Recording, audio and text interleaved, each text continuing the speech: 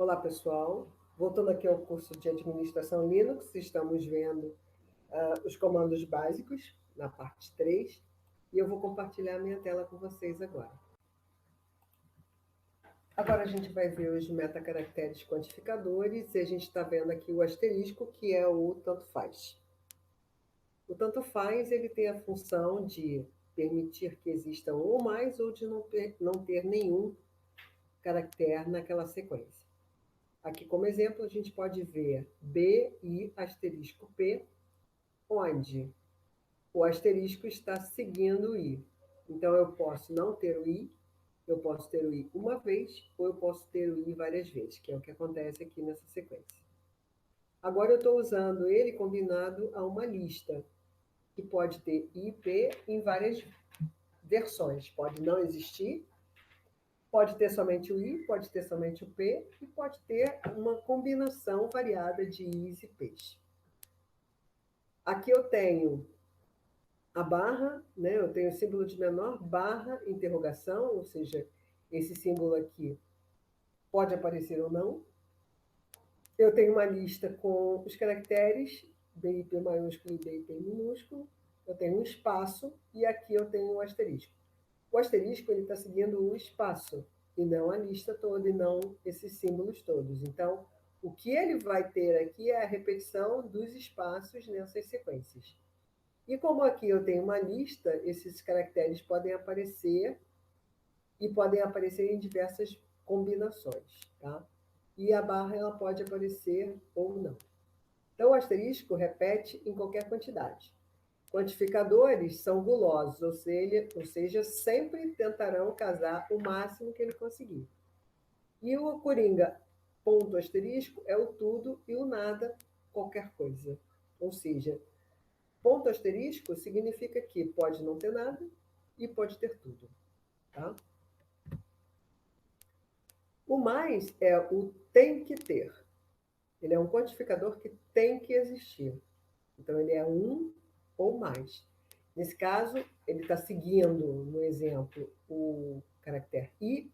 Ele tem que aparecer pelo menos uma vez ou ele pode aparecer várias vezes. Então, ele deve aparecer pelo menos uma vez. Aqui eu tenho que ter pelo menos uma combinação de um dos dois caracteres que estão dentro da lista. Tá? Então, eu tenho BI, BIP e aí outras combinações. Então, o mais ele repete em qualquer quantidade pelo menos uma vez. E o mais é igual ao asterisco, só que um pouco mais exigente, porque ele requer pelo menos um. As chaves, elas servem como controle. Tá? Essa é a designação dela, já que ela vai identificar de N até M valores exatamente. Então, quais são as formas de uso das chaves? De 1 a 3, ou seja, ele pode ser repetido de 1 a 3 vezes, pelo menos 3 vezes, então serão 3 ou mais vezes. Pode ser 0, 1, 2 ou 3 vezes. Exatamente 3 vezes, exatamente uma vez. 0, 1, então isso aqui fica igual à interrogação. 0 ou mais, então isso aqui fica igual ao asterisco. E 1 ou mais, que fica igual ao mais. Então, é possível omitir a quantidade final ou ainda especificar exatamente o número. Você sempre tem que identificar a quantidade inicial. Então, nesse exemplo aqui, se eu tenho de N até M, se eu tenho o caractere 6 e eu coloco as chaves de 1 a 4, ele vai casar com 6, 6, 6, 6, 6, 6 e 6, 6, 6, 6. Se eu tenho 6 e a chave representa somente uma vez, exatamente uma vez, ele só vai combinar com 6. Então, as chaves, elas são precisas. Você pode especificar um número exato, um mínimo, um máximo ou uma faixa numérica. E as chaves, elas podem simular o asterisco, o mais e a interrogação. O outro grupo de metacaracteres são as âncoras. E eles são representados pelo circunflexo, que identifica o início da linha, o cifrão, que identifica o fim da linha, e a borda, que é a barra invertida B, que é o início ou fim de palavra. Vamos ver aqui os exemplos. O circunflexo ele é identificado por início, tá? E o início é marcado por essa informação. Eu tenho aqui o circunflexo e aqui eu tenho uma lista. Todas as linhas que começam por 0, 1, 2, 3 até 9. Tá? E aí, se eu coloco essa âncora aqui nesse exemplo, significa que ela tem que começar. Mas se eu estou colocando novamente o circunflexo na lista, eu estou negando essas informações. Então, essas linhas, elas começam por qualquer valor, menos os valores entre 0 e 9. Tá? Aqui eu tenho que buscar as linhas que começam pelo próprio circunflexo. Então, eu uso 2 circunflexos para identificar que eu quero que use o símbolo circunflexo como início de linha. Então, ele serve para procurar palavras no começo da linha e só é especial no começo da expressão regular. O cifrão, ele é o fim, ou seja, a função dele é identificar o fim da linha. E aí eu uso dessa maneira. Aqui eu tenho o circunflexo, que é início de linha, e eu tenho o cifrão, que é fim de linha. Se ela começa com alguma coisa que ela vai terminar e eu não tenho absolutamente nada, eu estou representando aqui a linha vazia. Aqui eu tenho 5 pontos. 5 pontos são representados por 5 caracteres. Então, eu quero todos os 5 últimos caracteres de cada linha. E aqui eu tenho o início, com um caractere qualquer, que é o ponto, mas eu tenho que procurar entre 20 e 60 caracteres no final da linha. Ou seja, ele vai combinar linhas que tenham entre 20 e 60 caracteres. É bem interessante essa construção aqui. Então, ele serve para procurar palavras no fim da linha e só é especial no final da expressão regular. E a borda, que é o limítrofe, ou seja, ele limita a palavra. A função dele é buscar pelo início ou fim de uma determinada palavra. Ele é útil para casar palavras exatas e não parte da palavra. Então, aqui eu tenho a borda, dia. O que combina com essa borda, começando por dia? Dia, diafragma, dialeto, qualquer outra palavra que comece por dia. E aqui eu tenho a borda delimitando o fim. Então, as palavras vão terminar com essa construção, dia. Então, eu tenho a própria palavra dia, eu tenho melodia e tenho bom dia. Aí você vai falar, opa, mas peraí, tem uma exclamação. Mas essa exclamação aqui não é um caractere ASCII que esteja dentro desse intervalo. Então, ele não considera a exclamação, ele é um símbolo. E aqui eu tenho a borda do início e a borda no final, e eu tenho dia. Então, ele vai combinar com a própria palavra dia. E aqui ele vai combinar com bom dia. Por quê? Porque eu tenho aqui o menos. E esse menos aqui é como se fosse uma separação da palavra bom dia. E aí ele considera, como está tudo junto, ele considera isso aqui como sendo uma combinação válida. Então, aqui ele diz o seguinte: palavra é um conceito que engloba de A a Z, maiúsculo, minúsculo, 0 a 9 e o underline. Ou seja, letras, números e o sublinhado. Por isso que o dia também casa com bom dia, porque isso aqui para ele não é uma palavra, simplesmente um traço que está fora desse intervalo aqui. Tá? A mesma coisa para exclamação aqui nesse exemplo. Então, a borda marca os limites de uma palavra, o conceito palavra engloba letras, números e sublinhado, e a borda é útil para casar palavras exatas e não parciais. Ok? Aqui a gente tem mais outro grupo de caracteres que são os outros metacaracteres, que não têm uma função específica. Um é o escape, que é esse barra invertida. O outro é esse símbolo, que é o ou. Eu tenho o abre parênteses e fecha parênteses, que identificam um grupo. E eu tenho os retrovisores, que vão de 1 até 9, com a barra invertida na frente. Então, aqui eu tenho o escape, que a gente chama de criptonita, ou seja, ela simplesmente revela aquele caractere e não o uso dele como sendo um caractere especial. Ele passa de especial a um caractere comum. Nesse exemplo aqui, o ponto vai ser usado como ponto e não como substituição de um caractere. Mas eu tenho aqui uma lista, que é de 0 a 9, outra lista de 0 a 9. Eu tenho aqui uma repetição, que essa lista tem que aparecer 3 vezes, e exatamente 3 vezes. Eu tenho mais um ponto, aqui eu tenho outra lista repetida 3 vezes. Eu tenho esse traço de menos, e aqui eu tenho uma lista que identifica um único dígito.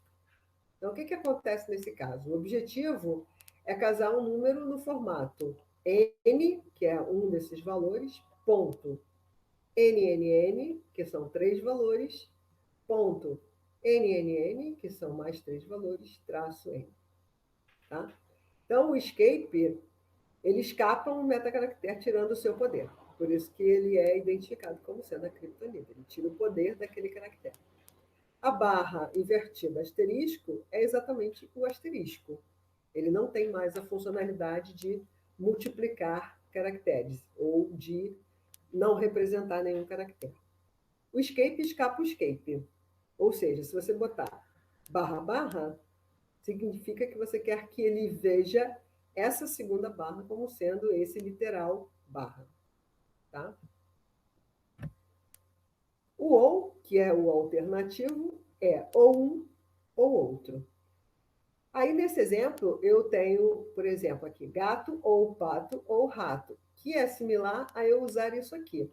Todas elas têm ato no final. E só tem a primeira letra diferenciando cada uma delas. Então, eu posso botar aqui na lista, GPR, aí ele vai combinar gato, ou pato, ou rato. E aqui eu tenho uma combinação de http ou ftp que pode ser uma página ou pode ser um site, um FTP. Então, o ou, ele indica alternativas, ele lista para um caractere ou para vários, e o grupo multiplica o poder do ou.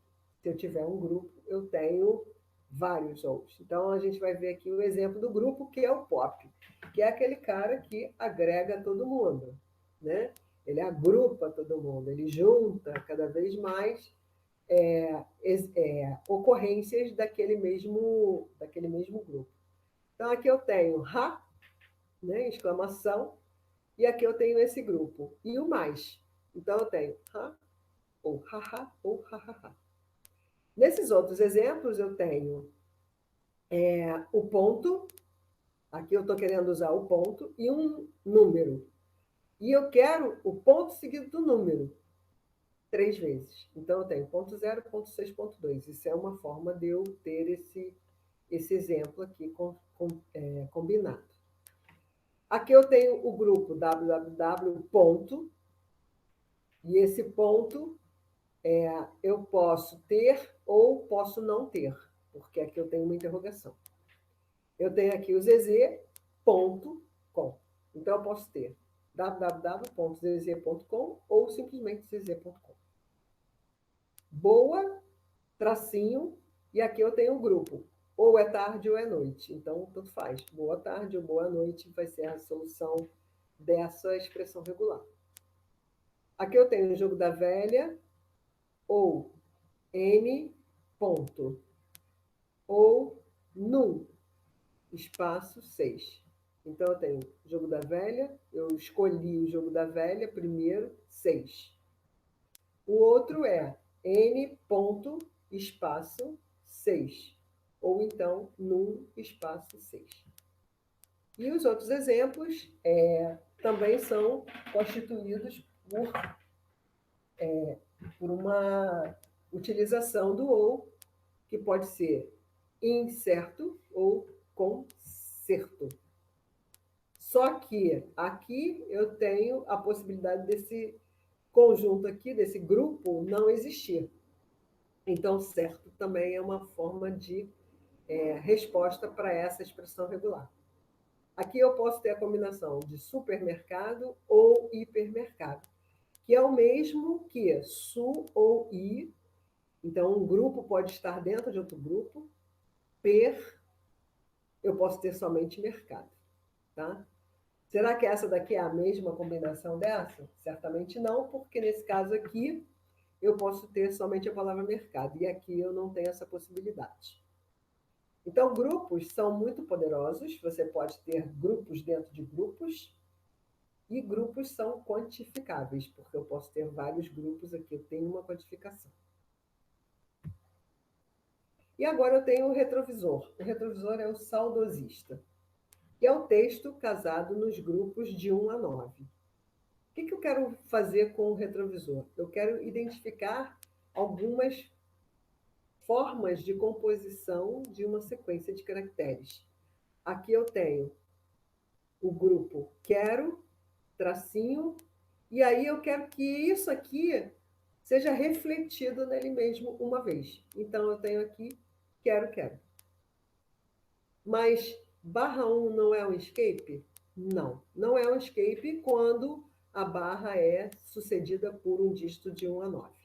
Então tem que tomar cuidado, porque na hora que eu uso o escape, eu não posso ter um número, porque aí ele vai interpretar como um retrovisor. Aqui eu tenho qualquer combinação de A a Z, pelo menos uma vez, e aí eu tenho a repetição, tá? O retrovisor vai mostrar ela nela mesma. Então eu tenho quero, quero, come, come, bate, bate. E quando não sabemos qual texto o grupo irá casar? Bom, ele vai combinar de acordo com a ocorrência que ele encontrar. Se eu quero, por exemplo, remover esse menos aqui, eu coloco uma interrogação do lado do menos. E aí ele pode aparecer ou pode não aparecer. Tá? E aí eu tenho bombom, Lili, Dudu e todas as combinações para eu poder identificar aqui um traço como opcional. É possível fazer um corretor ortográfico para eu procurar por palavras repetidas. Isso aqui foi proposital, que eu botei como, estas em um texto. Se eu coloco essa expressão regular, ele vai me responder, vai retornar essa observação aqui. Então, eu estou procurando uma correção, né, um erro ortográfico, e ele vai mostrar onde estão os erros ortográficos dentro desse texto. Tá? Aqui, ele vai buscar palavras inteiras e não apenas trecho delas, porque eu tenho o uso da borda também. Então, é necessário usar a borda para eu poder completar a palavra toda. Aqui eu tenho outros exemplos que vocês podem testar como que seriam esses resultados. No próximo slide, eu já tenho todas as respostas, mas vamos pensar um pouquinho para a gente poder ver exatamente como que é, e aí vocês podem parar um pouquinho o vídeo para poder montar as respostas. Tá? Então, aqui eu tenho as respostas desses exemplos. O retrovisor só funciona se usado com o grupo. O retrovisor serve para procurar palavras repetidas. Numeram-se retrovisores contando os grupos da esquerda para a direita. Temos, no máximo, 9 retrovisores por expressão regular. Ok? O comando sort é utilizado para ordenar o arquivo de entrada de forma alfabética. Ele tem a sintaxe sort, uma série de opções que podem ser identificadas aqui e o arquivo a ser ordenado. Aqui eu tenho uma lista de opções, mais outras opções que vocês podem consultar no próprio manual do Linux ou em qualquer bibliografia. E aqui eu tenho alguns exemplos da utilização do comando. Por exemplo, aqui eu estou listando o conteúdo do comando nome.txt, que tem 4 nomes e tem aqui identificados nesses 4 nomes os valores 01, 02, 03, 04. Quando eu executo o comando sort em cima desse arquivo, o que ele vai exibir na saída padrão vai ser exatamente a ordenação seguindo a ordem alfabética. Se você for olhar na tabela ASCII, esses valores aqui já estão previamente ordenados. Então, eu não tenho nada a fazer, ele vai exibir essa saída dessa forma. Se você tem aqui um arquivo file1.txt, que tem uma série de dígitos e letras combinados entre si, uma ordenação aritmética pode ser feita usando a opção "-n". E aqui ele vai colocar o valor 1 antes do valor 10 e o valor 10 antes do valor 2 e por aí vai. Essa seria a saída dessa ordenação. Se eu quero fazer uma ordenação nesse nome.txt e agora eu quero ordenar alfabeticamente pelo segundo campo, eu uso a opção "-k e eu identifico como sendo o campo 2. E aí ele vai fazer a ordenação, essa daqui seria a saída, já invertendo aqui algumas ordens numéricas, mas colocando em ordem alfabética para esse campo, para essa coluna. Outro exemplo é esse arquivo frutas.txt, que tem uma série de informações, de nomes de frutas.